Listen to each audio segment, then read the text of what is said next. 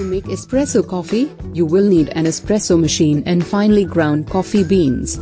Here are the steps to follow. Fill the espresso machine's water tank with fresh, cold water. Turn on the espresso machine and wait for it to heat up.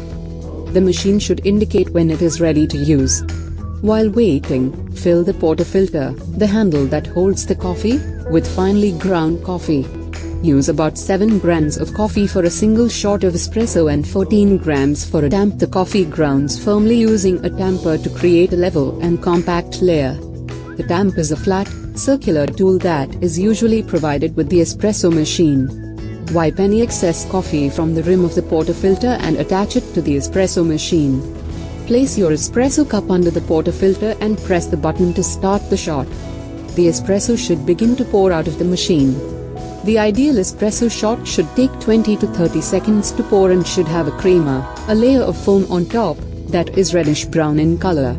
Once the shot is complete, turn off the espresso machine and remove the portafilter. Dispose of the used coffee grounds and rinse the portafilter under running water. Enjoy your espresso as is or add milk, sugar, or other flavors to taste.